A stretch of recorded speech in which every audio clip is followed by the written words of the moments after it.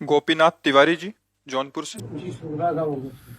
राधे राधे महाराज जी। परम आदरणीय गुरु जी, सादर चरण स्पर्श।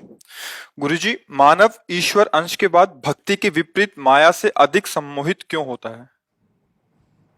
खेल है प्रभु का, खेल है। एक रंगनाथ जी हमारे यहाँ मंदिर वृंदावन में, उसमें साल में एक बार उत्सव होता है विशेष। उस उत्सव में हम सब मिलित हुए थे जाके। एक खंभा खड़ा होता है, बहुत लंबा खंभा। उसके ऊपर अर्थ, धन और कुछ ऐसे जैसे कीमती पदार्थ, स्वर्ण है, मणि है, मीठा, ऐसी चीजें बांधी जाती है। इसके बाद आपको शरीर से चढ़ के और वो लेना है। तो हमारी बात समझना, खेल होता है एक। तो ब्रज के बड़े बड़े पहलवान केवल लंगोट पहन करके, मान लो 100 ऐसे खड़े होते हैं, ऐसे क्रम बाई क्रम चढ़ते हैं। और जिसने वो इनाम बांधा है उसी ने खेल रचा है, और वही चढ़ने की योग्यता की बात करता है वहां पर, और वही चढ़ ना पावे इसलिए घी, दही, पानी ये भर करके सीढ़ी से जितने शरीरधारी चढ़ते हैं उनके ऊपर डालते जा रहे हैं। अब चढ़ के दिखाओ, और जो चढ़ पाता है तो वो संपत्ति और वो इनाम प्राप्त करता है। ऐसे ही भगवत प्राप्ति ऊंचाई पर बांधी गई खेल है, मालिक का खेल है। इसके बाद ये शब्द, स्पर्श, रूप, रस, गंध, ये फिसलन डाली गई। अब चढ़ो, वही डाल रहा है फिसलन जिसने इनाम बांधा है। परम पद का अधिकार, परमानंद की अनुभव, चाहे सारिष्ट, सामीप्य, सायुज्य, जो भी चाहो पद वो प्राप्त हो जाएगा, पर फिसलन डाली जाएगी। अब तुम्हें फिसलना नहीं है तो कई बार देखा कि पहुंचते पहुंचते फिसल गए, पर वो लोग हारे नहीं। 4-5 बार में फिर वो पहुंच गए, पकड़ लिया। तो उससे हमें उदाहरण, अपने लोगों का जो दिमाग होता है ना, वो चिंतनीय होता है। हर घटना में, हर बात में अपने काम की बात निकाल लेना। तो उस भागवतिक मेले में, उस दृश्य में ये बात पकड़ में आई। ठीक ऐसे ही मालिक खेल खेल रहा है हमारे सामने। वो भोग रखता है फिसलन वाले, जिससे हम परमानंद स्वरूप अपने आत्मबोध या भगवत प्रेम पाने के लिए ही उसने वो भी रखा है। मानव देह भी दिया है, उसी का रचा हुआ है, पर फिसलन उसने जरूर रखी है। एक बार फिसलो, 2 बार फिसलो, 3 बार फिसलो, पर हारना नहीं। चढ़ जाओ, चढ़ जाओ।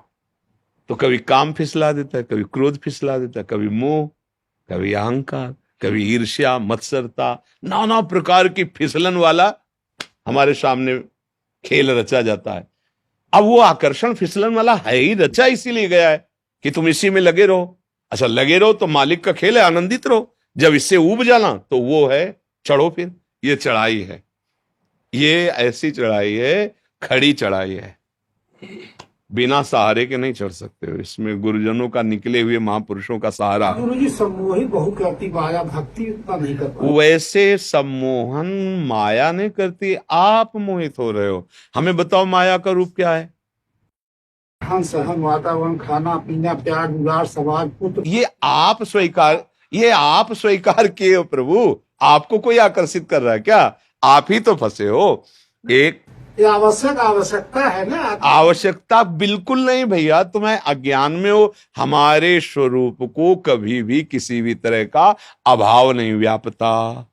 अभाव देह को लेकर के होता है। गुरु जी एक बात हुआ विंध्याचल में यज्ञ, वहाँ लड़ुआ जी बाहर पटके कर भूखे भजन हो, गोपाला ले ले अपन कंठी माला। ये भूख किसका विषय? प्राणों का विषय। पहले देखो, जहां आप बात कर रहे हो यहां शुद्ध आध्यात्मिक मार्ग की बात होती है।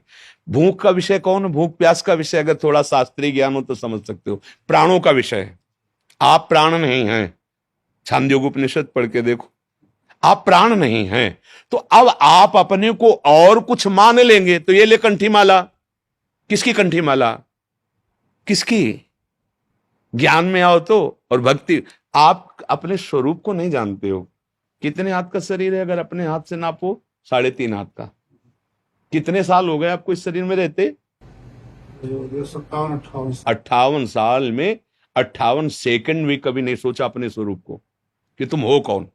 अगर तुमसे पूछा जाए आप कौन हो, तो अपने गांव का नाम बताओगे, शरीर जहां जन्मा है वो बताओगे, शरीर का जो नाम है। आप इतने ज्ञानी हो कि 3.5 हाथ में रहते हुए 58 वर्ष हो गए, तो आप अपने को अभी तक नहीं जान पाए। अब बोलो कैसे तुम जान पाओगे कि माया क्या है? सत्य देखो, ये अध्यात्म मार्ग है। यहां मतलब बिल्कुल लक्ष्य पे बात होती है। अब लक्ष्य नहीं समझते हो तो फिर हम चुप हो जाएंगे। हमारे पास व्यवहार वाली ज्यादा बातें हैं नहीं, क्योंकि बचपन से भगवान ने व्यवहार में रखा ही नहीं। अपने को आप नहीं जानते हो भाई, शरीर को मान लिया। अब शरीर में अभाव ही अभाव है, स्वरूप में कभी अभाव नहीं है, प्रभु में कभी अभाव नहीं है, देह में अभाव। हम जिसको प्रिय मानते हैं, जिसको सुख मानते हैं, हम स्वयं उसको पकड़ लेते हैं और लगता है मैं भी इसके बिना जी नहीं सकता। ये हमारी गलती है, कोई माया नहीं है। जो हमें प्रिय लगता है वो हमें नहीं लगता है, इंद्रियों को लगता है। बहुत बढ़िया सुगंध आई, किसने बताया? घ्राणेन्द्री ने। ये किसका विषय है? घ्राणेन्द्री का। बहुत बढ़िया खीर पुआ बने, किसका विषय है? रसेंद्री का। बहुत बढ़िया गायन, किसका विषय है? श्रवणेन्द्री का। बड़ा सुकोमल स्पर्श है, किसका विषय? त्वगेन्द्री का। मना खष्टान इंद्रियाणी प्रकृति स्थानी कर सती। भाई बांधा किसने? तुम खुद बंध रहे हो। बंधे हो कीर मरकट किने। गोस्वामी जी कह रहे ना, जड़ चेतन ही ग्रंथि पड़ गई यद्यपि मृषा छूटति कठिनाई। जो कह रहे हैं कि ये लो अपनी कंठी माला, भूखे भजन होए गोपाला, ये बिल्कुल मजाक है। जैसे विनोद में नहीं कहा जाता, ये बिल्कुल विनोद है। ये कोई सिद्धांत नहीं है, कोई सत्य मार्ग नहीं। और ये केवल प्रवचन नहीं है। ये देखो बैठे हैं, ये एक ऐसे व्यक्ति हैं जो काशी में भी सेवा में रहे और वृंदावन में भी आ गए। इनसे पूछो, ये जानते हो कभी किसी से मांगना नहीं, किसी के आश्रम नहीं जाना, भिक्षावृत्ति नहीं करनी, आकाश वृत्ति। जो ईश्वर घाट पे दे देगा वही पालेंगे, अन्यथा नहीं। तो जब तक ये नहीं आए थे तब तक भरपेट भोजन नहीं मिला था घाट में, क्योंकि केवल शाम के निकल के आते थे और ऐसे जहां भिक्षुक जन बैठते हैं, बैठ गए तो कोई इतना सतुआ डाल दिया, कोई एक पीस बर्फी डाल दी। और किसी किसी दिन नहीं भी मिला, गंगा जल पान। वहां थोड़ी है कि लियो अपनी कंठी माला। 13 वर्ष की अवस्था से बाबा जी बन के निकले तो ऐसा थोड़ी कि साथ में हमारे रसोईया चलता रहा है। कंठी माला कभी एक बार भी नहीं आया कि घर लौट चले, कभी एक बार भी नहीं आया। ये कैसे कह रहे हो कि लो अपनी कंठी? अरे गर्दन उतार दी जाए तो भी नहीं होगा ये लो अपनी का। ये उनकी बात है जो विषयों का बैलेंस बना के चलते हैं, परमार्थ को नहीं जानते हैं।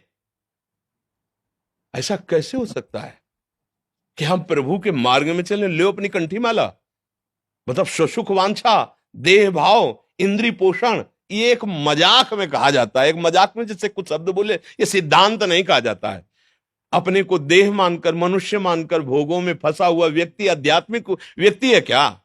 परमार्थिक व्यक्ति है क्या? वो तो विषयी है, देहाभिमानी है। कैसे समझोगे अध्यात्म? अध्यात्म एक अलग क्षेत्र है, व्यवहार का जो आकर्षण है अलग से, हमारा माना हुआ आकर्षण। जैसे देखो, एक आदमी मांस खाता है, बहुत आनंदित होकर जाता है कि ये वाला दीजिए। और जैसे जो वैष्णव है, भगवत मार्ग के प्रतीक, जिन्होंने कभी, वो उस गली में जाते हुए घृणा करेंगे, लेकिन वो आदमी बड़े शौक से वहां जाएगा और नगद नगद पैसा देके कटवा के ताजा लाएगा। समझ रहे हो? एक आदमी वहां से जाता है तो घृणास्पद भाव लेके, कैसे इस गली से निकल जाऊं। और एक आदमी जाता है आनंदित होकर के उसमें। एक आदमी है जो अपने संयम और पवित्रता से, वो उस मार्ग से नहीं जाना जाएगा जहां मदिरा पी जा रही, जहां ऐसा। और एक आदमी है कि छीन झपट के पैसे लेके वहां पीता है जाकर। ये रुचियों की वैचित्रता है। कौन बांध रहा है तुम्हें? तुम ही तो बंधे हुए हो। ऐसे ही समस्त भोगों में कौन सा भोग ऐसा श्रेष्ठ है जो पवित्र और महान हो? हमें बताओ। सबसे ज्यादा चरम सीमा का भोग संसार में काम सुख रखा गया है। सब सुख एक तरफ और काम सुख एक तरफ। कहां से प्राप्त होता है काम सुख? मलमूत्र के भांड, शरीर के मलमूत्र के द्वारों से। कौन सी महानता है जहां स्पर्श करके रज लगा के धो, साबुन लगा के धो, उन अंगों की आखिरी सुख वृत्ति रखी गई है। कहां? आप विचार करके बताओ। सब मनुष्य शरीर में ही बैठे हो, ये तो अपने घर का जिससे सत्संग होता है वैसे बात हो रही। चरम सुख संसार का एक बात में है, चरम सुख काम, परस्पर भोगाकर्षण। इसके नीचे सब है। माता पिता छोड़ देगा, जमीन जायदाद छोड़ देगा, ज्यादा पड़ेगी तो फांसी लगा लेगा, लेकिन काम सुख नहीं छोड़ सकता। आखिर देख लो, आंखों में उठा के देख लो, पूरे परिवार का कत्ल करके भाग जाएगा, भाग जाएगी। जो आप शब्द देख लो, किसके लिए? बोले हमारा फ्रेंड है। किस बात के लिए? ना उसके तत्व को जानते हो, ना उसके तत्व को जानते हो, बिल्कुल केवल शरीर आसक्ति। और वो शरीर आसक्ति अगर उससे सुंदर भोग मिल गया तो उसको त्याग देगी। भर्तरी जी का चरित्र पढ़ के देख लो, क्या है ये, है क्या? बोले बड़ा आकर्षण। कहां आकर्षण है? मलमूत्र के द्वारों में। फिर आपको चुभेगा। रमा विलास राम अनुरागी तजत बमन जिमि जन बड़वा। जैसे उल्टी की जाए, कौन देखना चाहेगा उसे? कौन देखना चाहेगा? ये कौन सा भोग है ऐसा? बर्फी पेड़ा शीशा में रखे अच्छे लगते हैं, 2 मिनट की बाद खाओ और लील जाओ और उल्टी कर दो, फिर देख ले कोई। वही पदार्थ है वही, और 6 घंटा रुक गया तो इतना बदबूदार नीचे से निकलेगा, कोई देखना नहीं चाहेगा। क्या है यहां सुख? कौन सा सुख है? शरीर जब छूट अंदर से परमात्मा तत्व अंतर्धान हो जाता है, इस शरीर को रख के देखो, भय लगेगा तुम्हें उस कमरे में जाने में जहां शरीर रखा होगा। शरीर देखने लायक नहीं रहता। क्या है सुख? हमें बताओ कौन सा सुख है? भ्रम। अगर इसे भोग लूं तो मैं सुखी हो जाऊं। लाखों बार करोड़ों बार भोग के देख लिया है, कुछ क्या हाथ लगा? फिर वही वासना, फिर वही तृष्णा। कह रहे हो मुझे माया फांसे।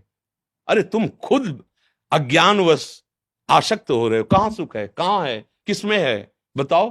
अगर है तो तुम्हें तृप्त हो जाना चाहिए। मेरी मांग है कि मुझे ये मिल जाए। मिल गया, अब तो शांत हो जाना चाहिए ना कि भाई अब कृत कृत्य भयो में। जैसे केवट जी जो भगवान के चरणारविंद का प्रक्षालन करके चरणामृत पान कर रहे ना, तब प्रभु से कह रहा अब कछुलाथ अब नहीं चाहिए। जो खोज रहा था आनंद, बहुत काल में कीन मंजूरी, बहुत श्रम किया, फल तो आज मिला है रघुनाथ जी। आपके चरणों का चरणामृत पान करके, चरण पखार के। विश्राम कहां है? भगवान के चरणों में। बड़े बड़े चक्रवर्ती सम्राट अपने राज्य सुखों का त्याग करके और भगवान के भजन में जाकर विश्राम प्राप्त किया है। हम खुद फंस गए हैं, कोई हमें नहीं फांसे, हम खुद फंस गए हैं। सुख मानकर खुद फंस रहे। आप अच्छे से विवेक से बताओ कौन सा ऐसा सुख है जो स्थायी है, जो हमको सदा प्रसन्न रख सकता है, जो हमें क्लेश रहित कर सकता है? एक भी सुख बताओ। बोले अगर रुपया हो जाए तो फिर मस्त हो जाएंगे। जिनके अरबों खरबों रुपया है ना, टेबलेट से नींद आती है, शांति नहीं है, और चाहिए।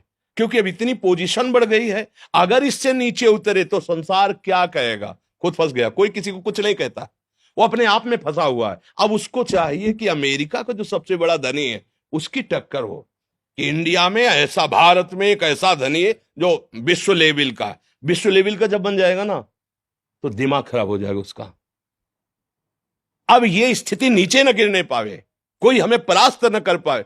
कहां शांति? सब जगह अशांति, भय। गोस्वामी जी का अनुभव, तब लगी कुशल न जीव कहूं, सपने हूं मन विश्राम, जब लगी भजत न राम कहूं, शोक धाम तज काम। हम खुद फंसे भैया, हमें कोई नहीं फंसाए।